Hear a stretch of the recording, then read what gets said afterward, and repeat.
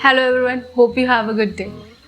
As an therapist मैं day to day कई सारे ऐसे केसेस देती हूँ, जैसे कि चॉकिंग का कोई केस हो गया, अस्थमा अटैक का कोई ना कोई केस हो गया, सीजर्स जो स्पास्टिक सीपी हम देखते हैं, या सेरेब्रल पॉल्सी के जितने भी हम केसेस देखते हैं उसमें हमें सीजर्स देखने को बहुत मिलता है। बर्न के केस होते हैं या कोई भी फेंट हो गया है, तो ऐसे केसेस बहुत देखने को मिलते हैं। और हमेशा ये चीज़ हम सोचते हैं कि हर किसी को इस बारे में पता होना चाहिए।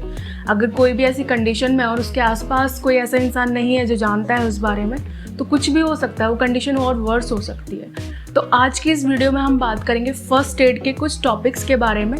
ये पूरी सीरीज़ है जिसमें मैं दो टॉपिक लेके आऊँगी। आज की इस वीडियो में हम कवर करेंगे सीजर्स एंड फेंटिंग के बारे में। I am Bhavna Bhardwaj, an occupational therapist, और डे टू डे एक्टिविटीज़ को देखते हुए मैंने ये वीडियो बनाई है। तो चलिए इस वीडियो को डिटेल में देखते हैं।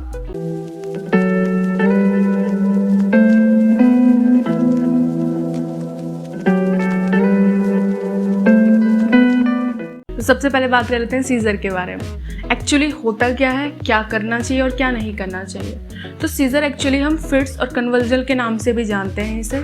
इसमें क्या होता है कि सडन और अनकंट्रोलेबल मूवमेंट्स होते हैं जो आप कंट्रोल नहीं कर सकते। इलेक्ट्रिक इम्पल्स होते हैं ब्रेन में जो स्ट्राइक करते हैं लगातार, तो आप इसे कंट्रोल नहीं कर सकते। अब किस किस केस में ये देखने को मिलता है, इसके कॉजेज़ हो सकते हैं एपिलेप्सी, स्पास्टिक सीपी में भी हमें देखने को मिलता है। साथ साथ अल्कोहलिक पॉइजनिंग के केस में हमें मिलता है। लैक ऑफ ऑक्सीजन जिनको हो रही है उनको भी देखने को मिल सकता है। डायबिटीज़, अगर ग्लूकोज लेवल कम हो रहा है उनका, तो उन केसेस में भी देखने को मिलता है। और हेड ट्रॉमा और इंजरी के केसेस में भी देखने को मिलता है। अब आपको बेसिकली दिखेगा क्या, ऐसा लगता है कि जैसे सडन अनकंट्रोलेबल मूवमेंट्स हो रहे होते हैं, कुछ भी जर्की मूवमेंट्स दिखेंगे आपको। उनकी बैक एकदम स्टिफ दिखेगी, आर्क बैक दिखेगी। कोई भी ऐसे जैसे सलाइवेशन एकदम अनकंट्रोल्ड होगा, या तो पूरा निकल ही रहा होगा, एकदम बोल्ड पोजीशन में होगा। और कोई भी लैक ऑफ जैसे बाउल एंड ब्लैडर मूवमेंट वो कंट्रोल नहीं कर पाएंगे। और कन्वल्जन्स देखने को मिलते हैं आपको। तो इस कंडीशन में आपको क्या करना चाहिए और क्या नहीं करना चाहिए। फर्स्टली जान लेते हैं क्या करना चाहिए। अब ये इंपॉर्टेंट है, इसको कंटिन्यूशन में देखना है, क्योंकि इमरजेंसी केसेस में ये बहुत ज़्यादा यूज़ होते हैं। तो अगर आप मेरे चैनल को अभी सब्सक्राइब करना चाहते हैं तो कर सकते हैं। अब बात कर लेते हैं इसके बारे में, जो सबसे इम्पॉर्टेंट है, क्या करना चाहिए। फर्स्टली अगर कोई भी केस आपको ये दिख रहा है तो उसका टाइम, सीजर्स का टाइम नोट करना सबसे इम्पॉर्टेंट है। क्योंकि अगर 5 मिनट से ज़्यादा कोई भी सीजर आपको देखने को मिलता है तो वो सीवियर सीजर है। उस केस में आपको इमरजेंसी नंबर डायल करना पड़ेगा, which is 102 and 112। International national level पे इस नंबर को यूज़ किया जाता है, 112 को। तो आप इसे यूज़ कर सकते हैं। अब क्या करना चाहिए, तो अगर सीजर आते हैं तो इस केस में नॉर्मल लोगों को भी किस तरीके से हैंडल करना चाहिए। फर्स्टली जिस पर्सन को सीजर आ रहे हैं उसके आसपास का इन्वायरमेंट को, पोटेंशियली हार्मफुल जो भी है उन चीज़ों को हटा दें। अगर उसके आसपास कोई चेयर है, स्टूल है, कोई भी चीज़ है, उस एरिया को क्लियर कर दें उसके आसपास को। उसके जो भी, अगर उसने टाई पहनी हुई है, कोई भी टाइट ऐसी चीज़ पहनी जो उसकी ब्रीदिंग में डिफिकल्टी कर सकती है, इस चीज़ को वहाँ से हटा दें, ओपन कर दें, थोड़ा सा कंप्लीट ब्रीथ कर सके ताकि। उसके बाद सेकंड, जब भी वो कन्वर्जन या फिट जोन में है तो उसके मूवमेंट्स को कंट्रोल ना करें, फिनिश होने दें उसके पूरे कन्वर्जन या सीजर्स को अच्छे से। उसको कंट्रोल करने की ज़रूरत नहीं है। थर्डली क्या कर सकते हैं, वेट करें और टाइम नोट करें सीजर कितने टाइम तक के लिए आ रहा है, और उसके हेड को सपोर्ट देना है। इसमें 2 कंडीशन या 2 तरीके से दे सकते हैं। फर्स्टली कोई भी पिलो उसके नेक के पीछे लगा सकते हैं, थोड़ा सा उठा के, थोड़ा सा ही ऊंचा लगाना है। देखें कि ट्रैकिया क्लियर हो, ब्रीदिंग में डिफिकल्टी ना हो। साथ साथ 2 पिलोज, अगर ये नहीं कर रहे हैं, हेड के नीचे लगा रहे हैं, तो 2 पिलोज उसके नेक के आसपास दोनों तरफ लगा सकते हैं। ठीक है। उसके बाद क्या करना है, अगर आप देखें कि उसका सीजर जा चुका है, वो ठीक है, नॉर्मल है, तो उसके बाद उसे सेफ्टी पोजीशन में उसको करें टिल्ट। कैसे करते हैं, नॉर्मली अपने एक हाथ को, उसके एक हाथ को इस तरीके से स्ट्रेट करेंगे, दूसरे हाथ को यहाँ पे लगाएंगे उसके, और उसको साइड लाइन कर देना है या फिर करवट दे देनी है उसे। उसके पैर को थोड़ा सा फ्लेक्स करेंगे और आगे की तरफ कर देंगे। तो जैसे आप करवट के बल सोते हैं वैसे ही करना है।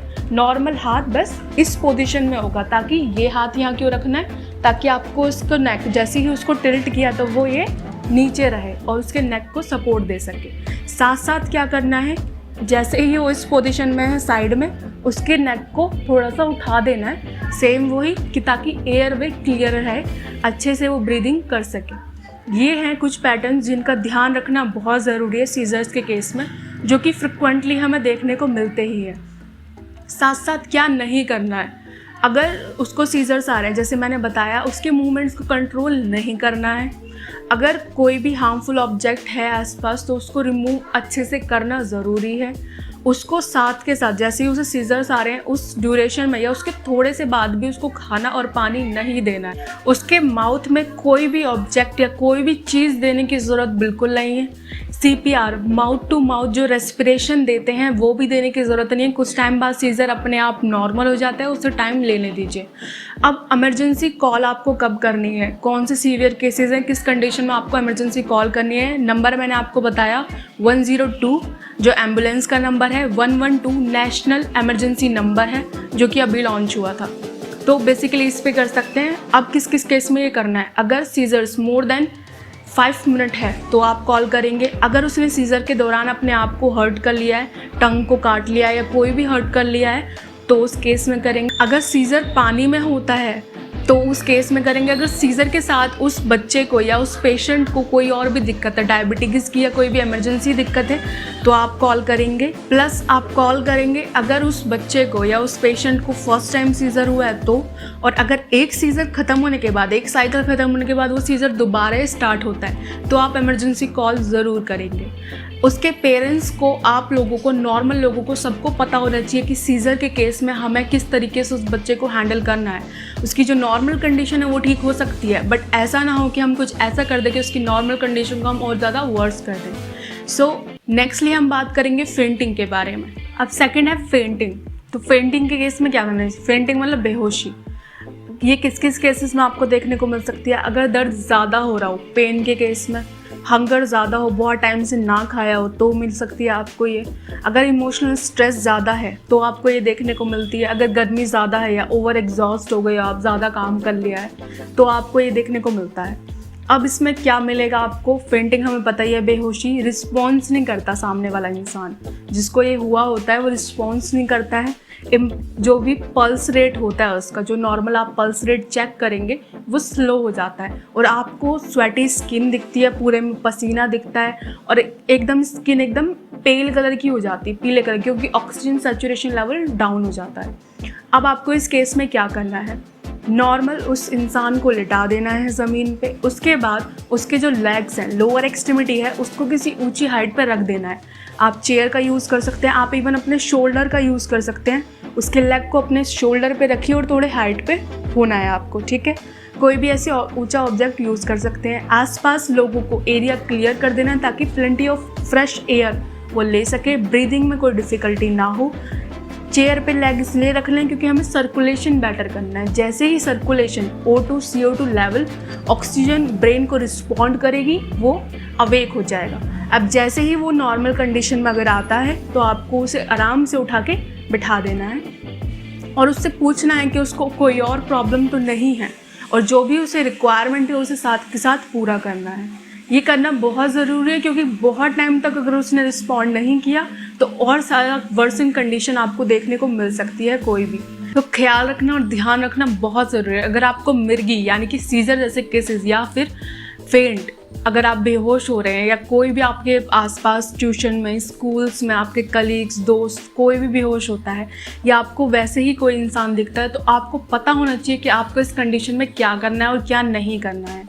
तो इस वीडियो को आप देखें, आप बताएं आपको कैसी लगी ये वीडियो। ऐसी ही वीडियो हम लाते रहेंगे आगे भी, जिसमें और मैं फर्स्ट एड के केसेस कवर करूंगी, स्ट्रोक, शॉक, बर्न के केसेस, अस्थमा अटैक या फिर चॉकिंग के केसेस होते हैं। तो अगर आपको हमारी ये वीडियो पसंद आती है तो आप हमारे चैनल को सब्सक्राइब कर सकते हैं। आगे ऐसी ही और वीडियोस आती रहेंगी जो mental health issues, physical health issues और जनरल इश्यूज़ को भी कवर करती है। तो stay connected, stay safe, stay healthy.